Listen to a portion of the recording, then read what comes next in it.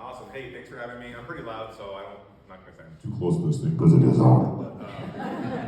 And I don't just look like a rock star, I actually am a rock star, so I know how to use a microphone. I played tuba in the University of Wisconsin marching band for 4 years, and now I play in a band called the Sweet Sheets out of Milwaukee, still playing tuba. But enough about me. Actually, I'll talk about myself a little more. So, I work for our prestigious land-grant university, the University of Wisconsin-Madison. I am in the Wren-Weed Science Lab in CALS, the College of Agricultural and Life Sciences, and yes, we just changed our name.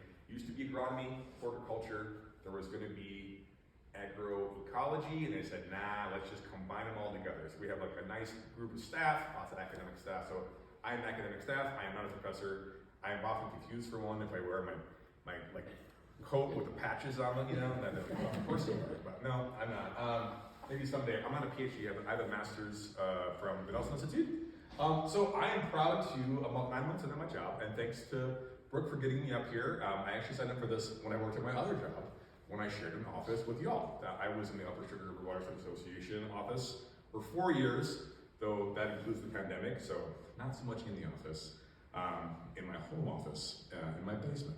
But so I've got a good understanding of your work, and I've worked with the previous ecologists, and I've also worked with Carl Shull when I was been a board member for a long time. I know he just retired, so good for him.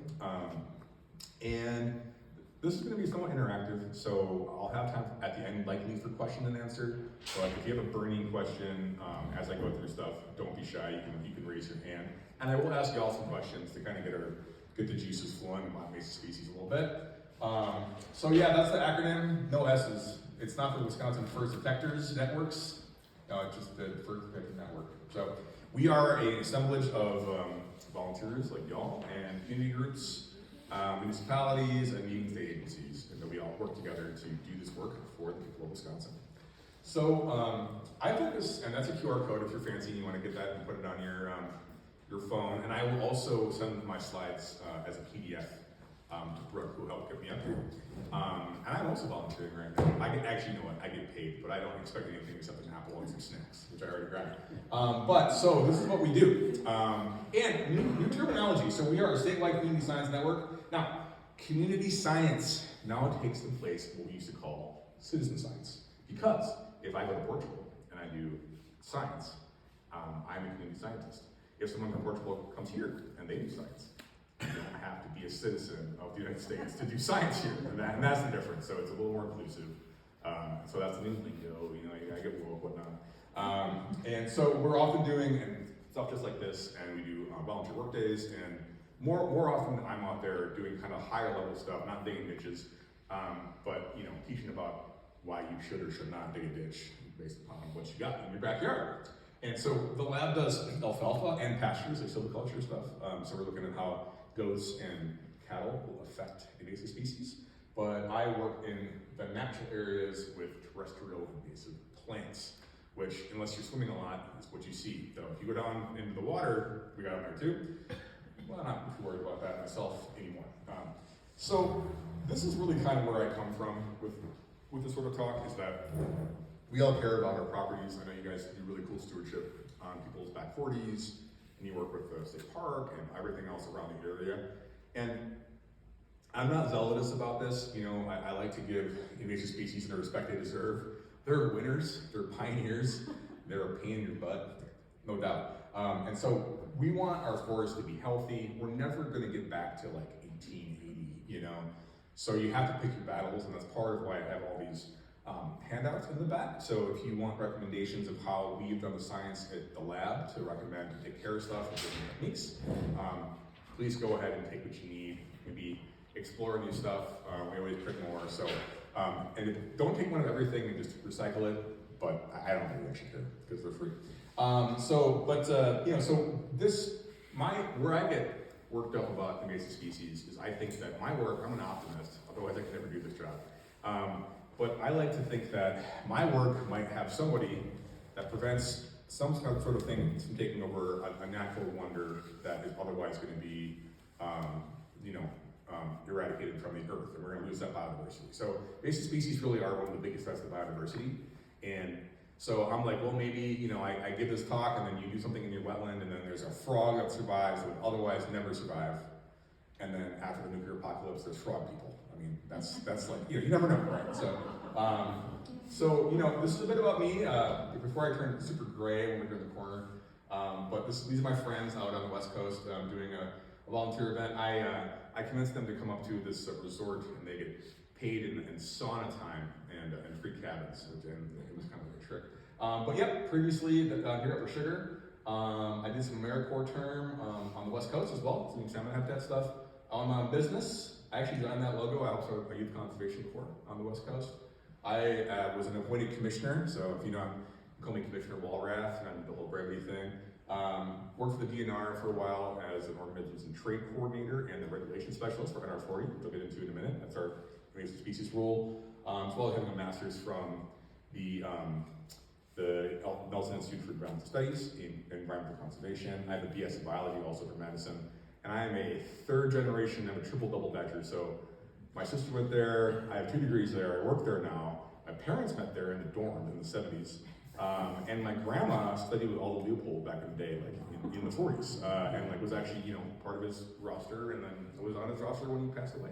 So I am the oldest grandson, closest to the tree, Jefferson County farm folk in my background. So she always had the Keep It Country sticker on her Geo Metro, and she counted the cranes for Christmas, and she was super into all that kind of stuff.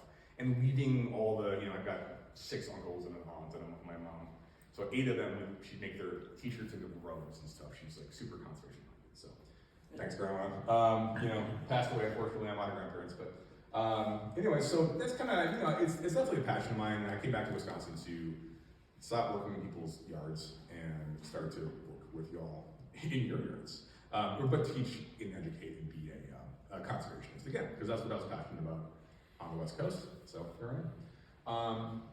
Okay, so these are the things that when we talk about invasive plants, that this is how we consider them an invasive plant. And I'm going to give a quick rundown of when I talk about this. It's a lingo thing, but it is important because I've had people be like, "Oh, I just hate that invasive sumac. It's always coming in from the roadsides."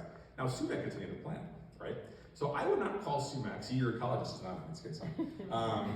I would not call sumac an invasive species. I would call it an aggressive native, okay? And that's important because we have things that we think about for prioritization. And if you're really zealous about getting all the Queen Anne's lace out of your prairie or dealing with the aspen on the edges, I salute you. I mean, go ahead, choose your poison, do your thing. But I'm at a point where I see so many other things that are causing harm to the environment, meaning that they're thugs, they replace other species. They're not good for our birds, not good for our pollinators necessarily. Sometimes they actually are a little bit of good for things, but and so these are the bullet points that it has to cause harm to economics of Wisconsin, or the environment, or human health, and that's really quite broad. Okay.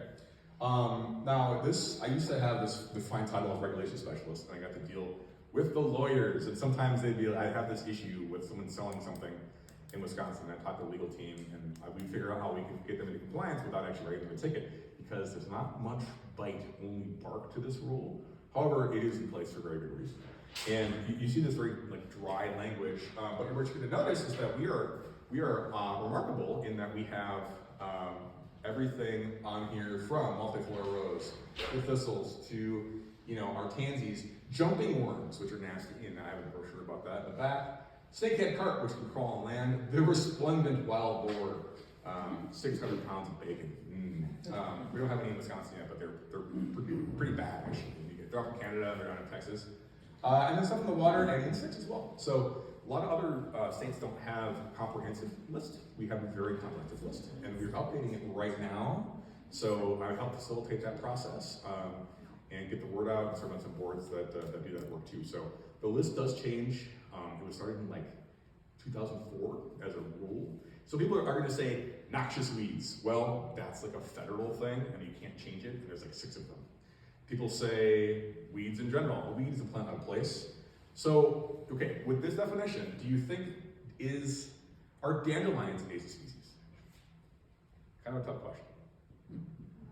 I'll say no. No is correct, because they don't really cause I mean, it makes your yard green and gold, come on. But also, you know, so you can get out there and people spray them, but they're not gonna, you don't see them breaking out and running across like an intact prairie. You don't see them creeping into an intact forest. They need on the edge, but they need that like highly kind of sunny, they need that lawn, in that yard situation. Okay, are humans an invasive species? No, because we write the laws. You ask badger or eagle, they'd be like, oh, you guys are the worst. But since we write the statutes, and it's our health and our economy, we don't consider ours. And luckily, the tribes have been here forever, and so we kind of grandfathered in with them a little bit. The tribes also refer to invasive species as non-local beings because they are a kinder and gentler and fluffier type of language. So when you say invasive species, it's like they're invaders, or you know. But when you say non-local beings, it implies I respect the spirit in this creature or plant. It does not belong here, but it still has a face under the sun somewhere. And interestingly enough, things that are invasive here in Wisconsin are sometimes threatened or endangered back in Europe where they came from, and then our plants are over there causing all kinds of ruckus. So it's a kind of a plan out of play if you go back and forth. And oftentimes if they lose their natural predators, or the fungus that eats them or whatever it is, so they can just live high on the hog until ecology figures it out like 10,000 years later. And so who knows what's gonna happen. But so this is important. So when I say invasive species, I'm talking about stuff that is regulated by the Wisconsin Department of Natural Resources, or something that is so clearly invasive, like that we haven't seen yet in the state or heard about, but it's still pretty clearly gonna fit this category. So we're also talking about viable organisms. So you might say, oh no, water hyacinth is prohibited. It is a floating aquatic invasive plant. I have bought a beautifully woven basket from Thailand made of water hyacinth. That is not against the rule because it is not viable. It is made of dead reeds. Other way to prove this point is, can you go over to Miller's and get a can of gumbo that includes crayfish, and if you dump that in the river, you don't get more crayfish, okay? That is not viable. If you're selling things that have eggs and that can actually reproduce themselves or clone themselves, that's when you get into issues. But if it's not viable, it doesn't count. And also, if you're doing control work, you're hauling it to the dump or you're burning it, you're allowed to do that for education purposes as well. We do have some permits for science, and even our raw leaf bittersweet, formerly Oriental bittersweet or Asian bittersweet, is allowed to be grown in one place in the state because it's like the main source of that for the entire country. And I've been there, it's really quite pretty. And they tried American bittersweet and it just doesn't grow the same. So questionable, but they have the permit. So there are exceptions, and it's a complicated rule. And you can look it up. And NR40, it's this guy, look at it, it needs natural resources, and 40 was the next number that they had free. Okay, this is cheating because it's down there, but you recognize this bad boy?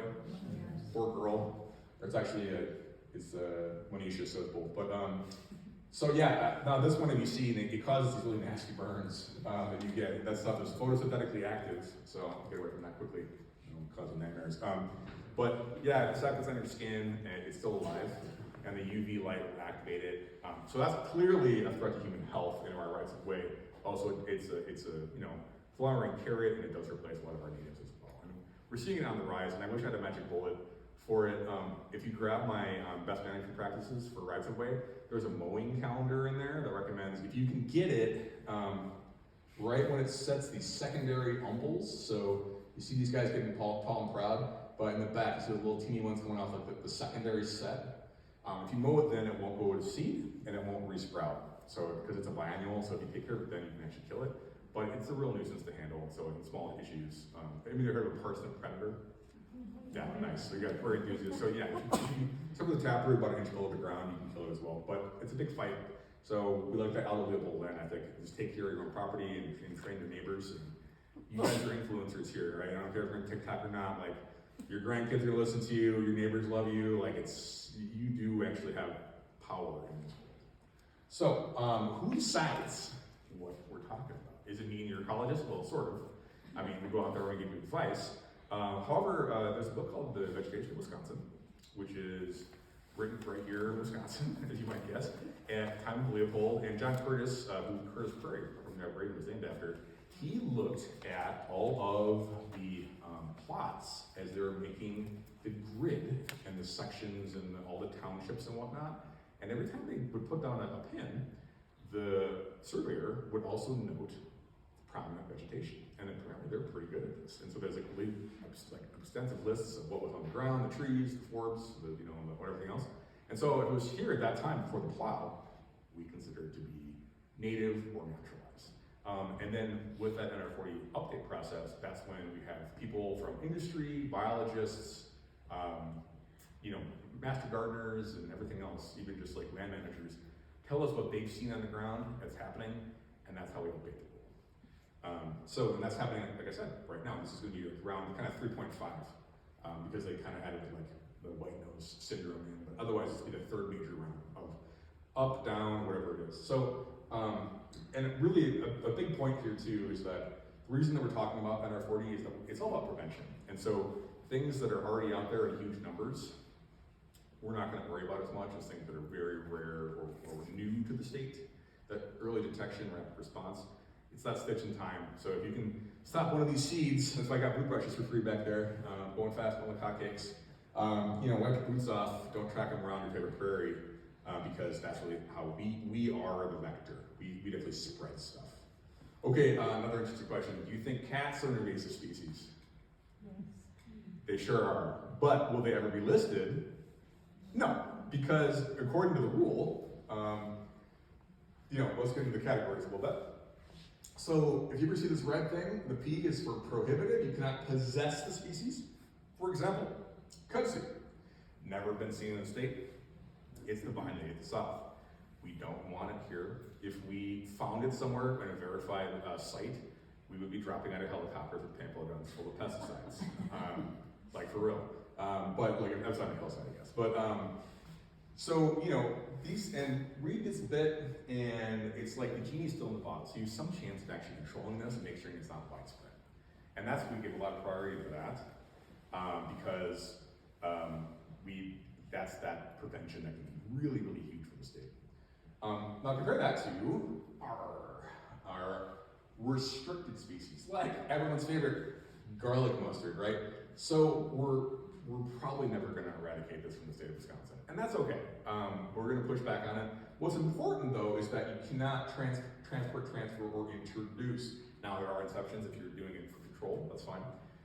Education is one thing too, that's kind of on the edge. But if you compare that to, you can't possess this one, right? Versus here, you just can't introduce it or sell it. And so this stops the nursery trade from selling you garlic mustard or buckthorn or other things like that. And so that's how we list things, is we say, okay, this is a mechanism to stop this so that we don't have more of it being sold into the state. Of course, it's a patchwork set of laws. So Michigan and Minnesota do not agree with us on what's listed. And so you can go across the Mississippi and buy something and then drive back across. We don't encourage you to do that. It is against the law. Again, you're not going to get a ticket most likely, especially for restricted stuff. But the rules are in place, and I used to have to actually, I had one enforcement case I had to work on, and I was successful by being really sweet, which I know every month, being like, hi, you guys taking care of the issue yet? They're like, oh no. When I first wandered in, I was wearing, like ripped up car jacket, work pants. I had my DNR name tag on my, I was wearing a John Deere hat, and put on my best, Midwest accent. I said, oh, hey, I'm here to talk about the, yellow floating heart. Here, you got that in the pond. Could I talk to a manager? I'm with the DNR. And they're like, oh yeah, sure, that sounds okay. And so I walk out there to the pond, and the manager comes out, and I'm like, oh yeah, so there it is. I see a floating heart. So yeah, you got a plan for this. And the manager, she's like looked at me, and she walked back in. She said, it's a sting. like as if I was gonna the feds were there to break their barrels open or something. But I just killed them with kindness and showed up with plans every month until they actually filled it full of concrete. So they're like, we're sick of you. You're nice and all, because it could be $2,000 per stem, or $200 per stem if we actually took a look at it. And so we managed to squash that, and thank goodness, because that was in Waukesha County. We didn't want to have it tested as far as into the actual going to a judge, because they might have said that we were wrong and the rule didn't apply, and it would have blown a hole and been pulled on our 40. So didn't happen.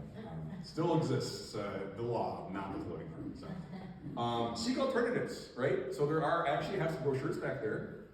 Landscape alternatives for if you would like the fall color of Japanese barberry. How about something that's native?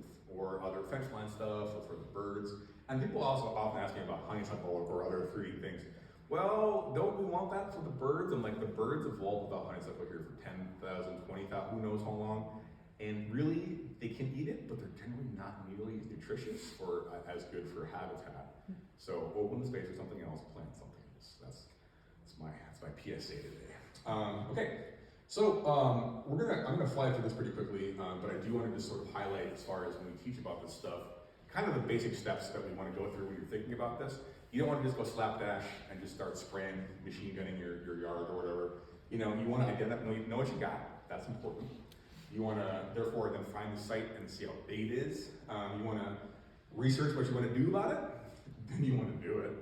And then you got to follow up and make sure that you have actively controlled that issue. Because it's not usually a one and done. There's a seed bank, they can sprout, stuff like that.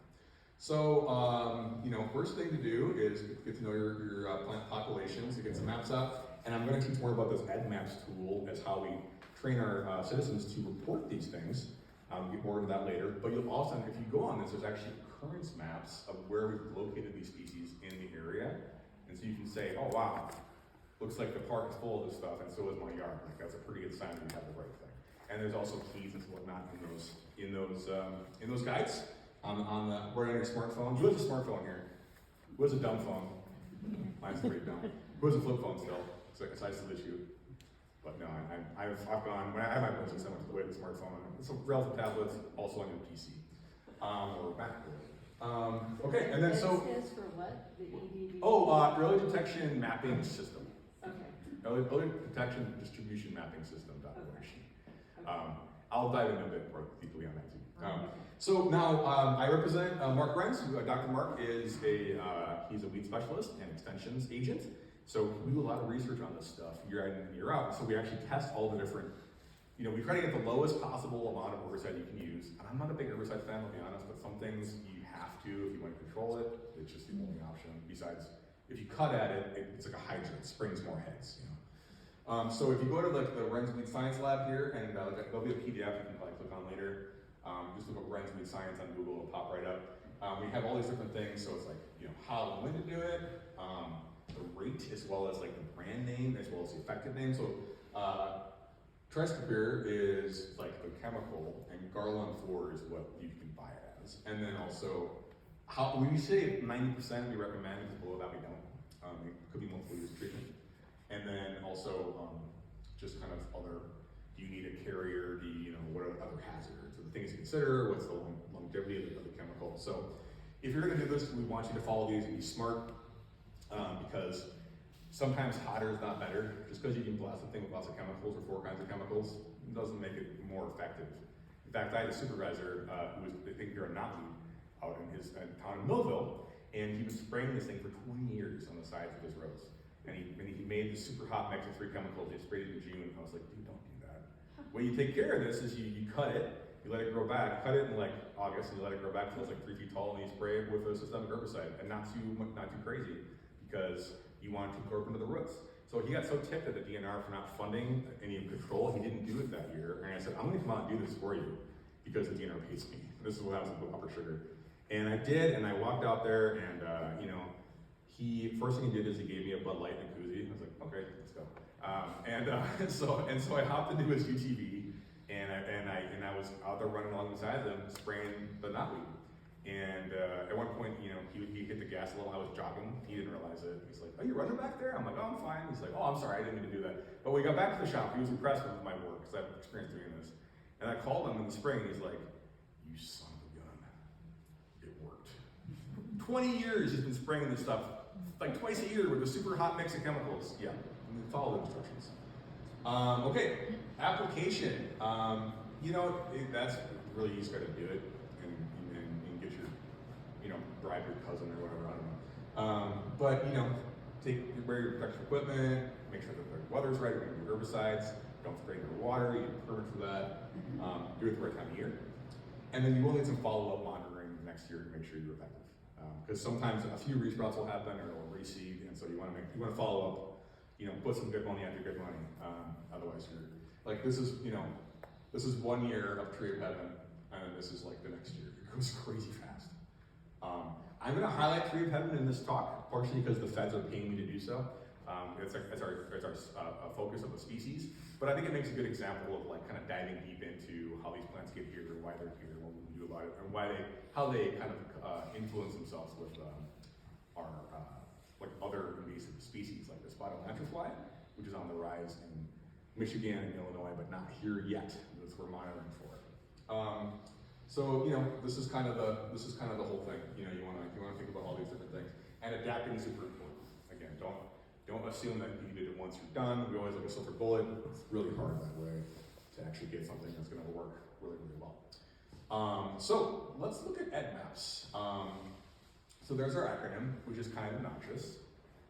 Probably it's like some sort of, it's an inside joke from the people that made it about, I don't even know what. But what's great about it, you can read these bullet points. This is what makes it so neat.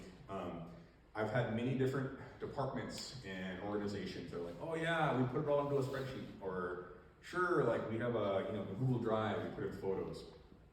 Who ever sees that besides that municipality? Almost nobody. So what's cool about EdMaps is it is a North America-wide, soon to be probably international.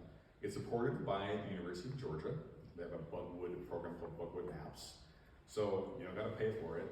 And once you make the record, it goes actually to me or other expert verifiers, we have a few in the state. And we look at it and we say, yeah, you're right, that is what that is. Or we say, oh, we need pictures, or like, no, I'm sorry, that's like just something that's not invasive. So there's a bit of like feedback you get about you're not just kind of casting away in the dark as far as what you're gonna see on the landscape. And then it's updated in real time. So the maps are gonna be whatever's been verified as of that day. You can see what's out there. Think about maps, is maps they're inaccurate as soon as you make them and print them, like guaranteed, that's just how it works. So the fact that these are constantly updated is very useful, and you can also do revisits and things like that. Makes it a great tool, especially if you have something on your property you want to tell somebody about. It's gonna make a permanent link. You can have pictures, you can have a little geolocated thing, and then you can say, hey, ecologists, come on down, like I got this thing, and I'm not at home, but you can click on this link and it's right there. Or like it's right down the street from me, whatever. So the fact that you don't have to host a website or store photos and it does it automatically, pretty slick. So pretty easy to use. This is going to be the PC version. So you get your. I picked a funnel and I did Peschlow's wort. That's what everyone wants in their backyard, right? So Peschlow's wort. No. This is a prohibited species. Is on Stonewall Nursery. He eradicated it. He was super cool to work with. He's a great guy. I recommend Peter. He's really cool. Go buy your like ginkgo bonsais from him, other kind of good stuff. You put in your date, you put in a couple other things, like how big of an area it was, habitat. That's all optional actually. But you can also put how abundant it is and what the state of the plant it is. And my favorite thing is that on your phone or on your computer, you can draw a map, like draw a little polygon, and it does the math for you. It gives you the lat and long, it gives you the acreage, or the square feet, whatever you want to put it into, so that you don't have to guess, because I often am like, it's like 30 by 40, what's the math? Okay, No, it does it for you. And that's just really, really neat for sharing this stuff with other people. This is when you review it in public. Once it's there, you get this record ID, and this is going to be a stable link. And you can share that with somebody, and they can go to it and see what you put in there with the photos and everything else. So, as a communication tool, it's really, really slick. And that's kind of the biggest thing is that get it out of your, get it out of your notebook, get it out of your personal spreadsheet, and get it to somewhere where everybody can actually see it. You can also mark it private so that no one will see it, and that's fine too. If it's just for your record management or for your own backyard, or if that's help with tribes that want to share that stuff, that's up to you. You hit private when you make the record. A couple different flavors of the app. And I do have some cards back there that are for EdMaps Pro, but it might be a prompt for you to get regular EdMaps. I'd say start here at EdMaps. It's got, it's simpler to use, and it has like ID photos and botanical descriptions of the plants and insects as well. So you can actually, in the field, we'll download that beforehand, you can actually go ahead and see what they're talking about. Is it opposite? Does it have serrated leaves? How tall does it get? That kind of stuff. EdMaps Pro is also good off the drift list because this one, if you set it up, it takes more time, but there's lots of tools and trainings on the website. You can get yourself offline maps that also have distribution of current invasive species for that county. That means if you're in the coulees and you know, nobody gets cell phone service, you can still make records and you can still get like cool maps. So I use that when I'm out in the sticks, but generally maps is where the place to start. So this is the Maps period app, Maps Org, not Maps Pro, but Maps. And so you can see on your phone, you have this info, you have pictures, and this map of where things are occurring. And then as you zoom in, you can actually click on a point, and you can actually even like map a drive to it if you want to. And then this is again this similar form here as far as how you actually get observation. And so as far as this is, people always get this confused, so I like to go zoom in even closer. When you first open it up, you got to pick your state. It's going to get a field guide that's specific to your state, because we do have, they don't download everything that's going to be in Florida. We don't really care, but you can later change that if you want. And then when you actually go, we're going to go to EdMaps login.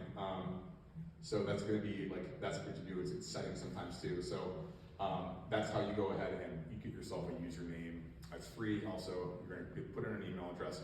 I'd say, you know, make one for yourself, or maybe one for you and your partner or whatever, but make them individual, because I like to see where they're coming in from. Because if I know you, if I know your colleagues is doing it, I'm like, oh, he knows garlic mustard. Like, that's great. If it's just somebody like a yahoo.com account, maybe not, maybe so.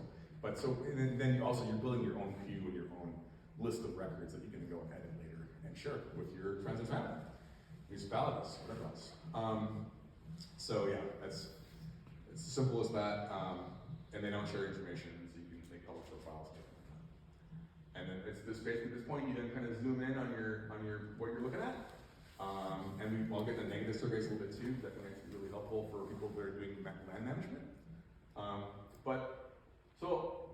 Also part of my lab, what we're doing, and this is interesting because, you know, John Barnes is a great local conservationist, has lots of property right in the region, work on his land. He has this. So we're doing this ashy sunflower, and we've seen this one out there. This is one that's like not regulated in any way, but it's totally taking over his native prairie. And it's native to right around us. We've never seen it here before. So that's part of what I do too, is I do like to listen to the citizens out there and say, hey, what's being a thug in your back 40 that I've never heard of before? Because that's how we do our early detection work, and that's how we inform the state. And then we like to do the science on it and say what actually works, what doesn't work. Can you burn it? Do you have to spray it? You pull it out of the ground? Whatever else it is. Do goats like it? So anyways, so part of my job is making these fact sheets, which is kind of fun. Okay, I've got some tools for y'all. I'm pushing to my website here, which is an extension website, so Wisconsin First Detector Network. And I love that we have a tools page here, and here's some cool stuff. If you're out there, and this might assist you in asking good questions of an ecologist or of your neighbors, or landscaper, or Uncle Buck who's got a chainsaw, whatever it is, right? So as we come up here, I love this thing called the Invasive Species Calendar. What's super cool about this is that we have all these different little Pac-Man, and so what you're gonna see is you can make a list of species up here, and then it's gonna tell you what life stage it is in, and the bigger the pie, the more the detectability. So, you know, don't tell me he's like, oh, I don't have any musk thistle. I'll look through January. Yeah, you wouldn't know, right? But you look here, when it's in flower, you definitely would know. So if you're doing surveys, or you're doing like property planning and you have ecologists out or whatever else, you might want to double check the detectability of the species that you're interested in, so you don't feel like, nah, it's fine. Other thing about all these maps is that they are in general way underreported. So please don't go out there and say, well, Matt told me at maps and I don't see garlic mustard on this map. There's garlic mustard right there. Well, yeah, you can report it, but they're always underreported. And so we appreciate making records. And what's cool is you can make those big old polygons. You're like, this whole park has it. I'm like, that's 40 acres. Send. You don't have to click every plan. I do like a picture at least one, so I know what you're talking about, but save yourself a plan. And so again, if you want to make like a work plan calendar, you can pick, you know, what month it is, or even what, you know, how detectable or what stage it is at, and make kind of a customized little thing from that calendar. So pretty neat. Also, so EdMaps, and this is basically feeding from EdMaps, but I actually have to update it myself manually. But if you want to look at a bunch of species at the same time, EdMaps is really good at that. So we made a tool so that you can look at how many detections have happened over time, and you can also have multiple species at the same time, so you can have a look at what's going on. Again, that's on that tool page. You just look up. It's the WISTIP, Wisconsin Shared Terrestrial Invasive Plant Presence Viewer WISTIP.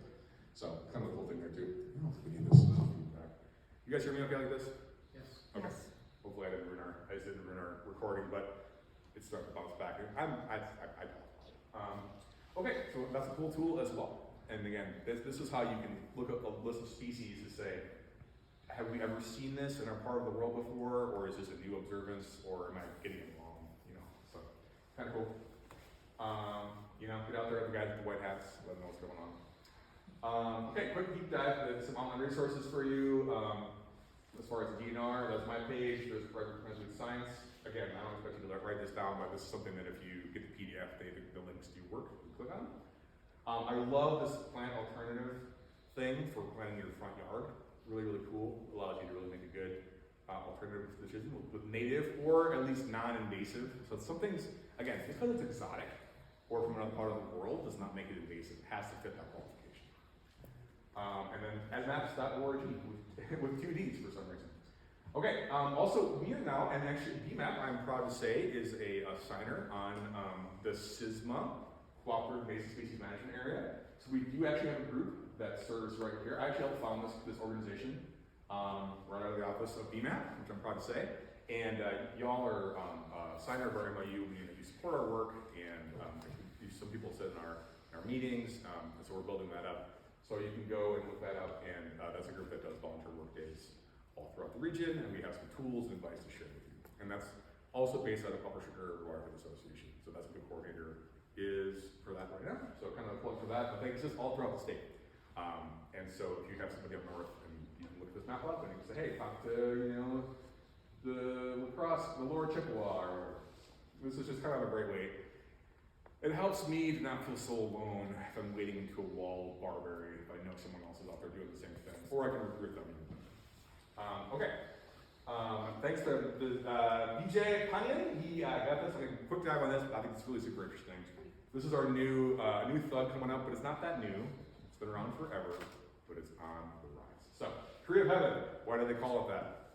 And we've heard it call it TOH. Now they call it Tree of Heaven because it grows so fast. So your ladder to heaven. I mean, like it really, really quickly makes very, very tall trees. We made a great for the street plant. It is from North China. They used to call it Chinese sumac, stink tree, varnish tree, or lacquer tree. Do you think maybe it smells bad? Maybe it does. It does. It smells very bad. And so it can grow here, you know, not quite up north, but up to zone 4. So what we're seeing now, this stuff, you know, they actually started growing this stuff in like Pennsylvania in like 1770. And now this new plant, this little bugger here, this spotted lanternfly, is on the rise, and it prefers to eat the tree of heaven. And it makes them more poisonous, so our birds don't like them, because they have all this stuff. So actually, this family, Somerabaceae, that's right, this is the only one that grows in temperate climates, but they're really known throughout history as being very medicinal for our indigenous populations. So they're antiviral, antiseptic, and that's often why they're used as a medicine around the world, but this one has to be quite aggressive. So you can see this is where the counties there are where we found infestations so far, and then you can overlay that with reports, you know, of where we get spreading. So it's not yet in Wisconsin, but it's kind of knocking on our door. And we've seen this spotted lanternfly alive in Illinois, and we see a couple dead ones every year in Wisconsin.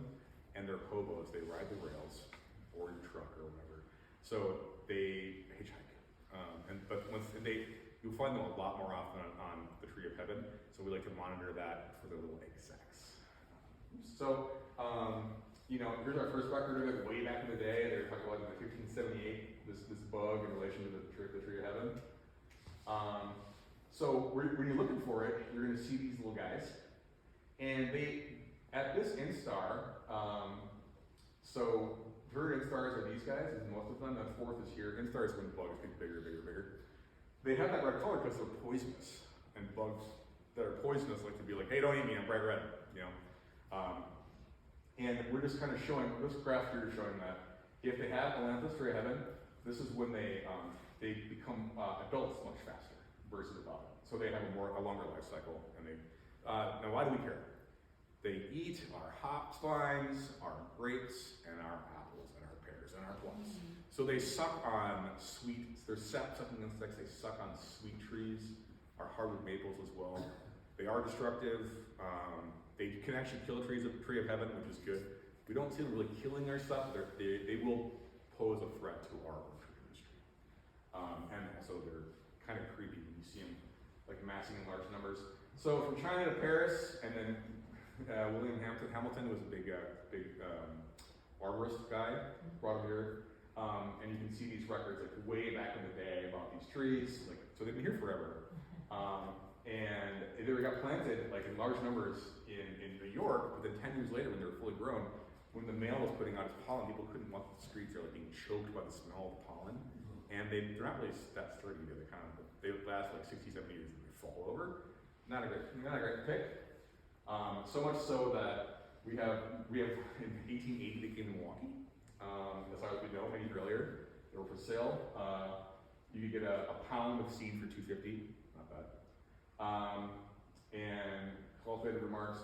But then we're wise here in Wisconsin in what was it? 1916, they said, don't plant this tree, it's nasty, it's bad. So they actually got ahead of it way before NR40. So this work's been going on for a long time.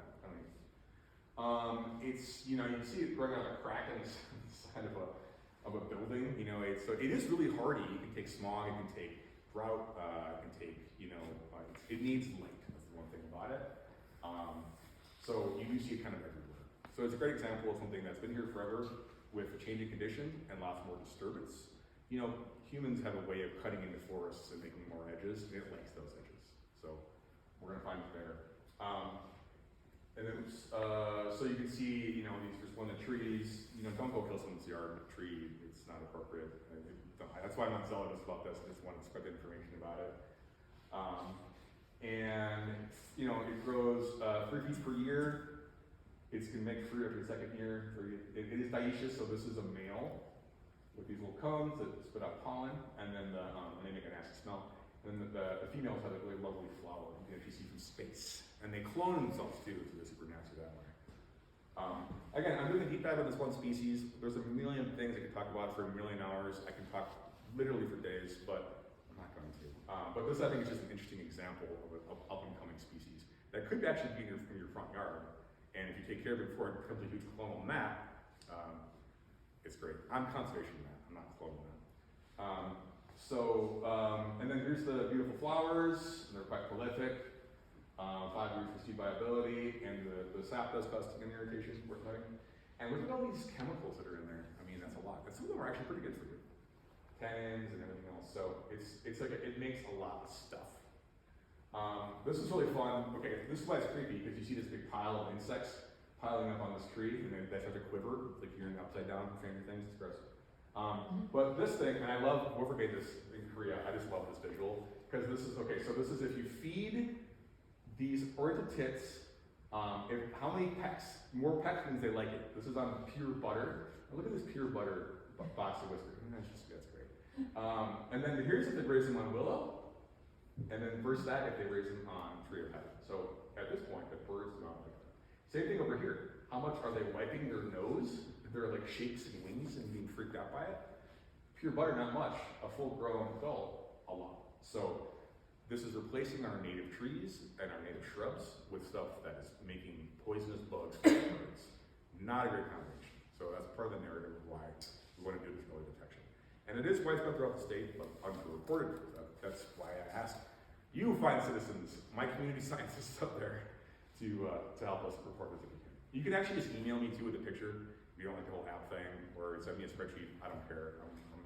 I'm easygoing, but I do like to put people towards the things that everybody can see in case I get hit by a bus after you email me. They got some this is all kind of boring, but it's like, they look a lot like, does anybody think that, for me it looks like sumac, or like walnut, or like a butternut. So they do have similar characteristics, but We got these really cool little glandular teeth right there. They're little wing bits here, and they're actually you can see like a little gland that makes stinky stuff.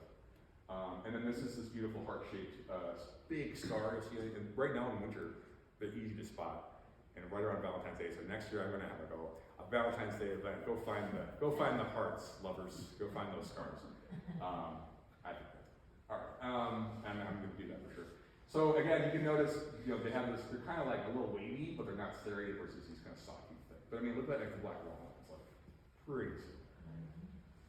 All right, they're kind of more pithy versus having a serrated thing with black walnut. They have a smooth, I would say, kind of looks like a mature maple to some extent with white thistles on it. And then here's the variety. This best I look for them is really when they're flowering, so they are very interesting. So here's our distribution map right now for the country. Here's for our region. And I know there's more than this, and this is that's my task. Help us get the word out. I'm at this. Okay, quickly negative data. Sometimes if you want to say, hey, I don't have this thing, you can actually do that quite quickly. And it's the same thing. At maps, you just hit negative button. You put in your species, you hit when you saw it, you hit where you saw it, and you can kind of make little notes and whatnot. There's no need for a picture because how do you take a picture of something you can't see? But then over from the online version, hit negative survey, and then you can actually edit. You can actually make a long list of species if you want to do like a report thing. And that's a nice tool sometimes for management. If you expect to see something, but you actually say, hey look, I didn't see this, and here's a report of it, it spits it right out. Again, there's different ways to report it on the map. Make sure you upload your queue, because it'll sit in your phone otherwise forever, and then I don't see it, and that's not good. Okay, so again, like zooming in a bit on what I do, so we have these different ID fact sheets. You're gonna see a bunch of examples of our management fact sheets that are under that table. And so those are all online, they're all free to access. And you can just go to our website and search for the species you care about, and it's going to give you in-depth recommendations, some ID tips, and how and when to control. And that goes to I made this one for this. So if you see it next to the side of a river, it's kind of scraggly looking. Looks like a bunch of sumac, but it's taller usually. And more sparse. Sumacs tend to be really, really dense with lots of bare on the bottom and kind of more reddish.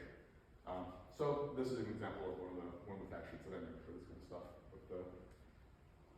This is a one pager. I just kind of cut this. And if you want to control this one, we do not recommend cut surface because it does resprout on you. But so basil bark is really good when you actually just spray the bottom, like 6 inches of the tree, and it kind of chemically curdles it, and it won't come back from that. It won't sprout. Foliar spraying, just backpack spraying is good. And stem injection is kind of fancy, but you can also do that. Here's examples again of our fact sheets. Thanks to all these people for all this information, especially my predecessor in Pierce. Made all those cool tools. Rebecca Wallace, who actually did that negative report thing for me. My colleagues, Dr. Mark and Travis in my lab, they're good dudes.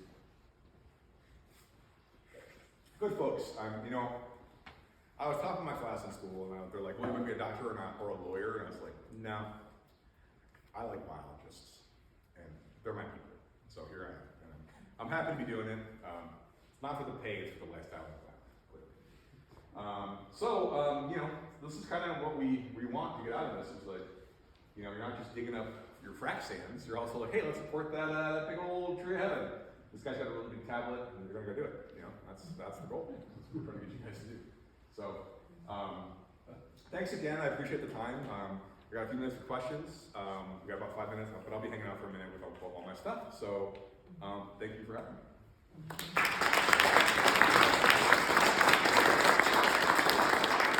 And I heard I'm the first person that's been doing this live since you guys went off to more Zoom online. Is that true? Or, We had one 2 weeks ago. Okay, cool, awesome. So we're just kicking it off. We did 3 last year too, I think. We started last year. Cool. Probably when I was invited to do this, I was the first live person. But it took a minute to get it all figured out. So it's nice to have, I moved laterally from an invasive species job to another invasive species job, just like I moved from my past invasive species job, so I get to fulfill my obligations. I'm not looking for US Bank or anything. So yeah, feel free to drop me an email with questions, look me up online, have our resources and whatnot. Yeah, question? Yeah, warmer and wetter with climate change Yep. in Wisconsin. Is that gonna upend all of your efforts? Is there any hope for dealing with these significant bad guys? Again, I'm an optimist.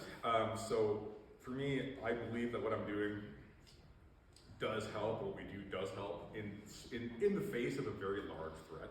So yes, warmer and wetter means we're gonna have more viability, and it's gonna shift the way that things respond to our seasons. And unfortunately, if you look at Florida, they're warmer and wetter, and they have a lot more invasive species than we do. And so that trend will likely continue. There are a bunch of efforts to track that, and that's part of our 40 update process. There's a business called Wiki. It's actually, I think it's a part of the University Wisconsin Initiative on Climate Change. Wisconsin, yeah, there you go. Wisconsin, yeah. What is it? You know that kind of. Wisconsin Initiative for Climate Change Impact. That's right, Wiki. And so they actually are tracking similar growing conditions and temperatures and moisture in the southern U.S., and they can make kind of like a smear for how that's going to change over the next 50 years, 100 years into Wisconsin. So, yeah, I got job security. We're never going to take care of all these things. For me, it's about protecting the sacred spaces, the unique and rare parts of Wisconsin, and preserving that biodiversity. You spend all day hacking away at things, at buffering in the woods. That's also worthwhile. Do it right, and it does help our birds and our pollinators and our natives. It's all part of a big ball of wax. We can all do our part. It does help, but it is daunting. I'm not going to say otherwise. Other questions? Yes, sir. How do you treat honeysuckle stumps? Do you use Garland? Do you use honey? Do you use Roundup? And do you find that there's a certain time of the year that nothing works? Yeah, so my best recommendation is to get something, I don't have it in this slide, but it's called a buckthorn blaster. You heard of these things?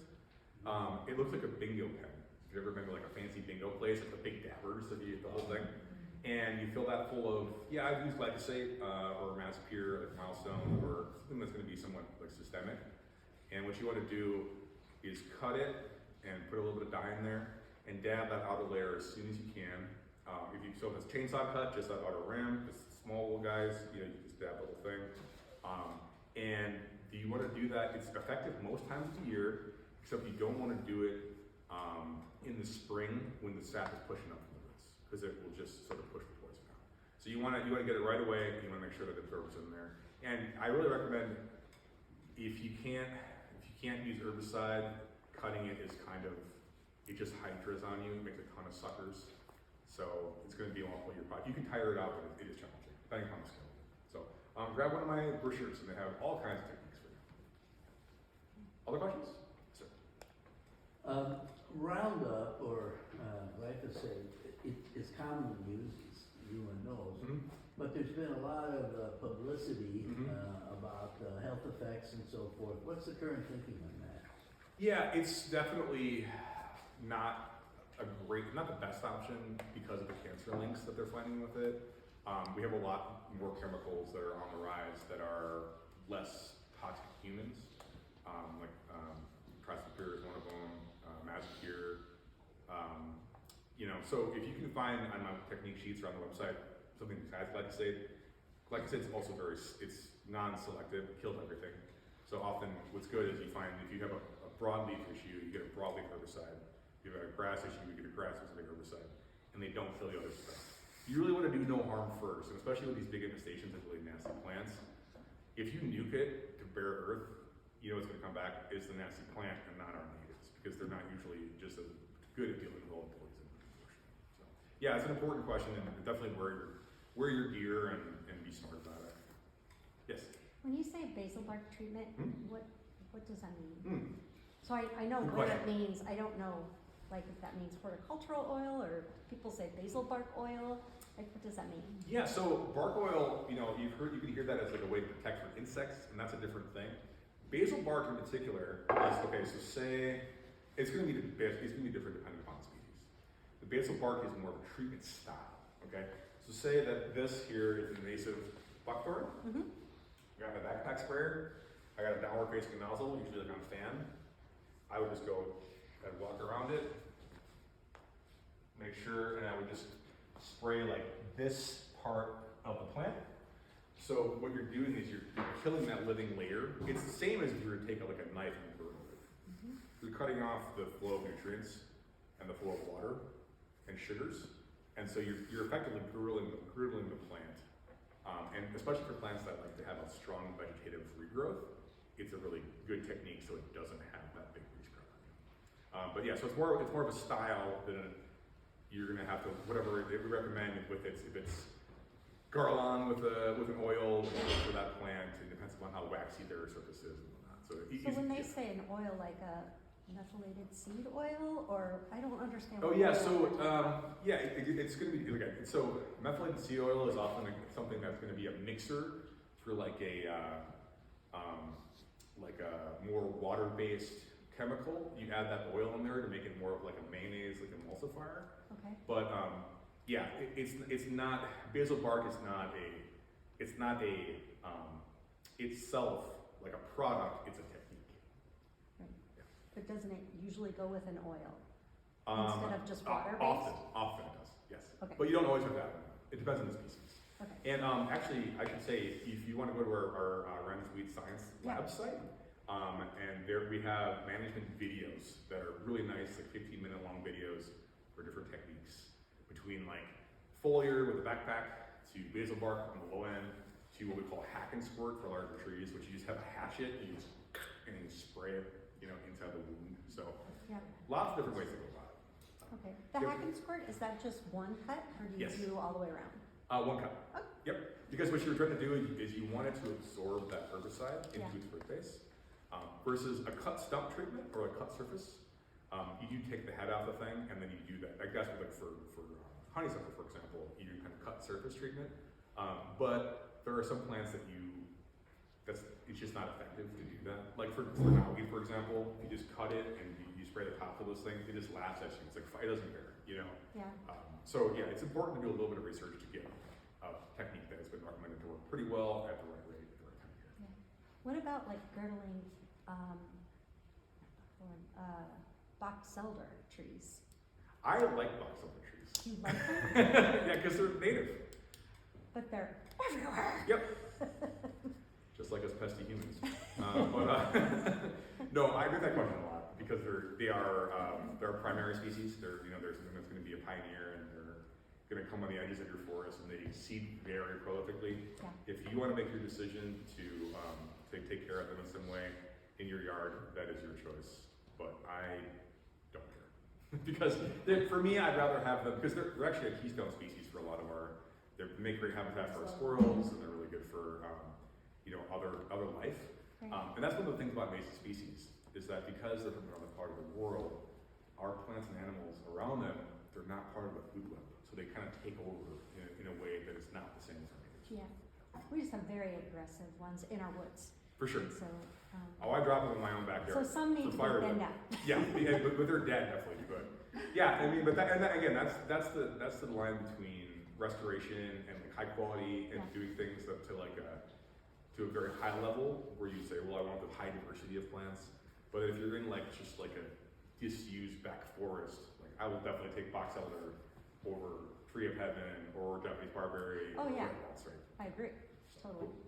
Good. Yes. I'm going to give you a really bad description of something I came across. I'm good at this, Didn't yeah. have a photo. I was cleaning up trash on Highway K, north of Barneville, land.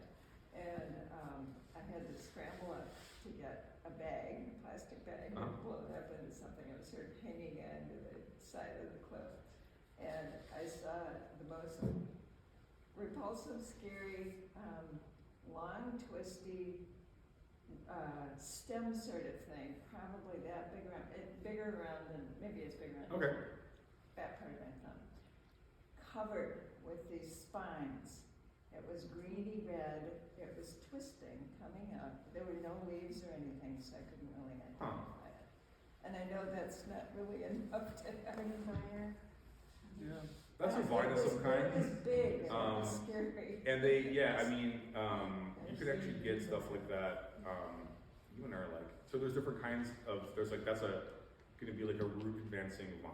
So that kind of narrows it down to there because we have like tendril advancing or like anchor advancing or like root advancing. I've seen that often with types of ivy. Okay, I missed what you started to say. Is it native? I have no idea from that description. Yeah, I don't know. It could be. It most likely is actually. We don't really have that many invasive vines that we deal with, luckily. Okay. And You have anything in your could emails have for you? leaves at some point. It sounds like a smilax. Yep, that's Smilax. It's a genus of, there's a few native species. A greenbrier is one of them. Okay, it was not smiling. They look pretty gnarly. Yeah. The thorns are Yeah. intense.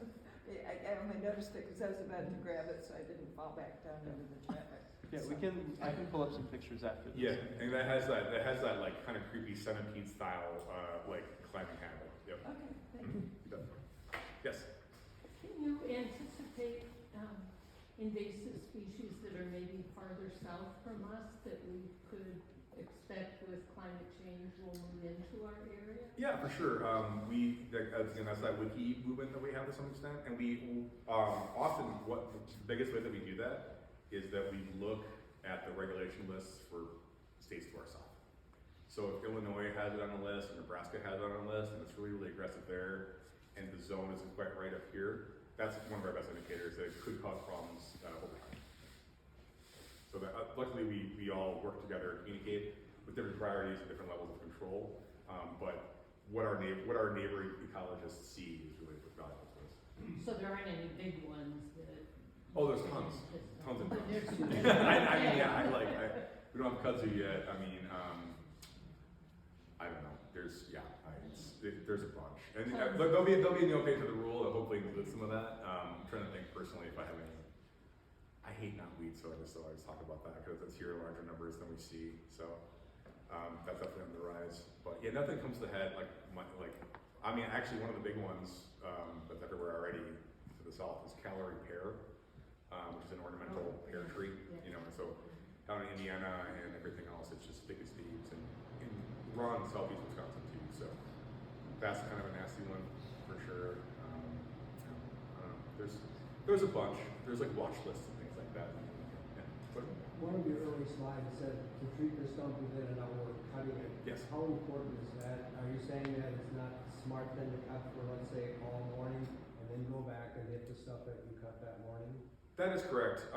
It varies on kind of how dry it is and what kind of time of year it is in the winter.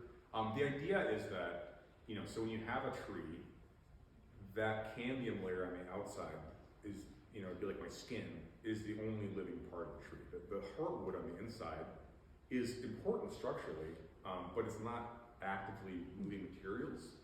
And as soon as you cut something, it starts to dry out and it starts to heal itself. So the sooner the better. And I mean, I've had people say that they would come back the next week and spray things. And that will still work to some extent, but you just lose a lot of that uptick. And what you're really trading off is the top kill versus you really want, ideally, to get that stuff into the root mass. Because that's how you stop it from just making more and more. And that might be the answer to my previous question, Yeah. because I had a whole swath of honeysuckle not die, and I know I religiously treated all of those, but it might have been 3 or 4 hours after they Sure. cut, and they all sprouted and came back Yeah. with a vengeance, so. Yeah, it does make a difference. And so what we like to do is work in teams where someone's got a loppers and a handsaw, and someone's got a sprayer, and it's just like as forward than ever. And as soon as they cut, that way you don't lose it in the bush, you get it right away. Or you've got a dual wield. Actually, there's a guy who he's incredible. He's got a chainsaw in one hand and he's waving a brush cutter, and he has like a jug. And they even make dispensers that are made. That there's a backpack, there's like a container that you wear, and it goes down, and this is your spinning blade for your brush cutter. It actually you can hit a button and like directly not while it's spinning, but like once it's done, you can just like directly hit it. I don't know how well it goes. I've seen it in some trade magazines. It sounds smart, except that you see me use a brush cutter, I'm like a Wolverine out there, like I'm just smashing into things. So I don't know how I would put up with my level of abuse that I put my machines through. Questions? Yes, sir. What type of relationship do you all in the Detector Network have with like horticultural, industrial kind of groups or plant nurseries in terms Very good. of, Yeah. do you find that they're pretty responsive to a lot of your messaging? Yeah, they are. In fact, we work with them pretty closely. So in particular, we recommend herbicides, and the herbicide companies like us because we give effective techniques. So they often will buy us, like they'll buy a whole conference lunch or whatever as part of our deal because they want their sponsorship. Say if you're gonna listen to these guys, buy our stuff. We're right here. Horticultural stuff, I do a lot of these talks, and my lab does for master gardeners and master naturalists, arboretums, friends groups, things like that. So we're a major resource for those types of people. The landscape industry, they are also good allies. They're a little more of a spectrum apart if they think that we're in their business, but what we've come to find, and as facilitation for part of the invasive species rule, is that we actually listen to them and we include them on our what we call species assessment groups. Now that's for the DNR, and I'm part of the facilitation process. But we ask them like, how much of your sales is made up of selling, Stinky Bob or these particular sebum that we think is a rock garden only, but could be a threat to like dry rock alpine slopes, like the tallest slopes. Like, are you selling a ton of this? Do you have an alternative? And when the rules were made, they actually have a phase-out period for nurseries. So if something becomes suddenly restricted, trees get 5 years and shrubs get 3 years. So they'd say, okay, you have 3 years to sell out your stock, don't make any more. But if we were to just all of a sudden say, this is all illegal and you've got 10,000 trees that you planted, that's a lot of money for somebody. And so, we really want to work in compliance and with nurseries. In general, horticulturalists, you have a few people that just want everything because it's just chaos. But in general, especially if it's against the law, people do want to follow the law, surprisingly. In general, I think we've got good relationships with a few times here and there. But we make an effort to definitely be an ally and not a threat, and try to get good science to people with as much scientific distance as we can from the results. I think that's something that me and Travis are really super my research specialists. We don't get any more money or any less money if things are effective or not. And so we really care about using the least possible herbicides. And if something's not working, that's also science, and that's important for us to relate because we don't want people spraying out there for nothing. Because no one wants that. No one wants bykill and ineffective. Good question. Yes. I know you have a brochure on this, but any tips for preventing jumping worms from coming in with the plants that we might find for spring? Sure.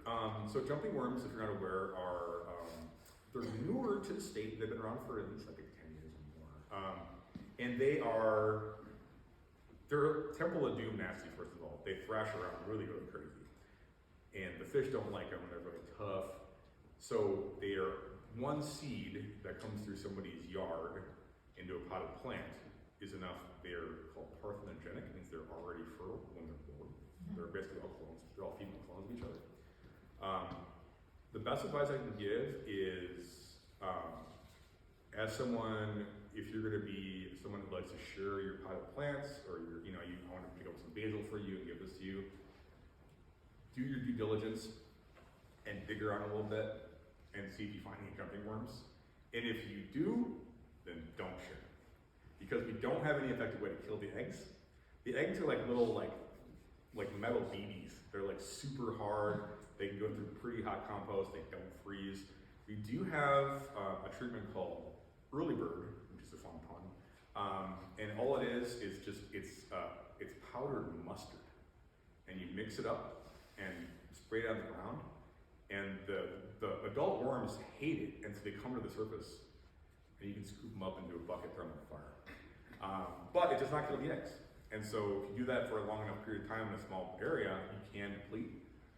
But it's pretty nasty. The biggest thing is that they really, overall, they spread about 2 meters a year in all directions naturally. So I wish it was like the swinging 70s. You'd be like, hey man, I got all these plants and come over to your house, but not anymore, unfortunately. But, so, I'm just talking about a garden store.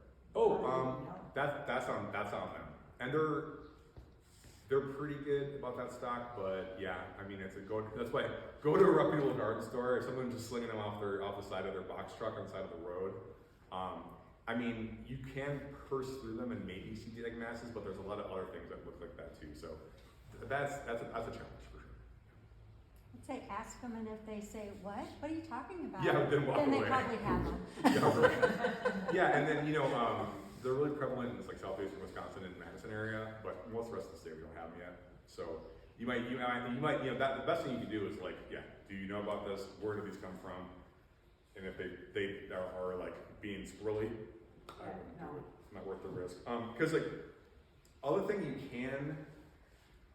could do for some species is you could get them home and you could wash all the dirt off it and then repot them. But what do you do with the dirt? Put it in the sewer. Bake Monster worms. I don't know exactly. It's tricky. You know. Well, because at that point you would see egg casings potentially, and so you might know either way. But I can't really recommend that.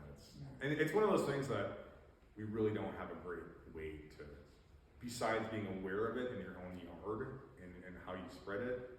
That's really our best prevention. Besides, because they're tricky once they're established and really hard to see. All right, one more question. Yes. Nobody's mentioned reed canary grass, and that's the main thing that I'm dealing with in the garden that I'm working on. That and probably the second most thing is bull thistle. Yeah. So, any thoughts? Bull thistle is cool because you can actually pull it up by the taproot if you have some serious like welding gloves or a shovel. So bull thistle is going to have those big fins on the stem itself. It's like you can tell if you're using Canada thistle or native thistles, and they're super hardy and they're really well established in the ground.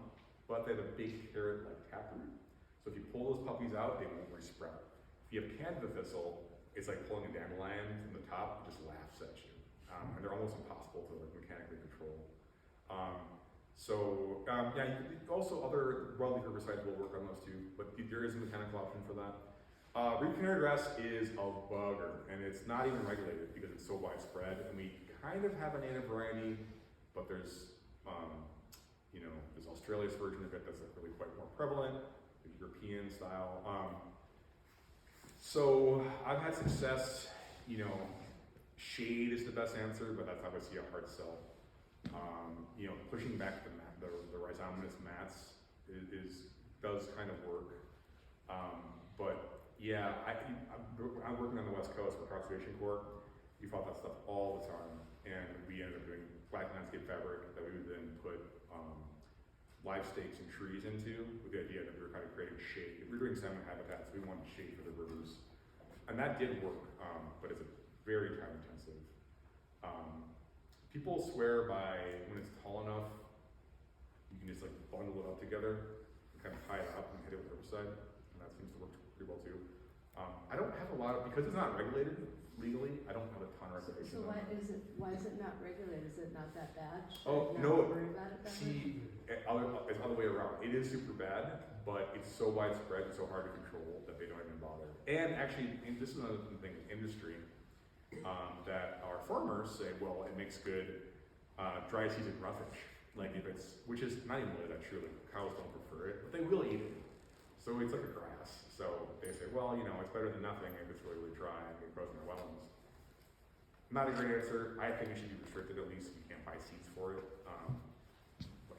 Once it's persistent, it's really, really hard to take care of, and it makes these like. The thing is, it makes like this mat of roots like this big that are pretty. It's like looking at like a bunch of like Cheetos, pretty much. They look pretty thick, and they can grow out over the top of a water body. One time I was brush cutting it. I went on the West Coast, and I walked out onto it. Bubbles. I was like up to here with a running brush cutter above my head. So yeah, great question. I wish I had better answers for you. Again, you can look up some techniques for how to treat it chemically. Mechanically, it's really hard to control. All right, we're 20 minutes over with your enthusiasm, so I really appreciate all the questions. I got a long day tomorrow, and I gotta drive and beer to drink, so not at the same time. But I really appreciate the time. And when I nice to be back in Mount Wallrath.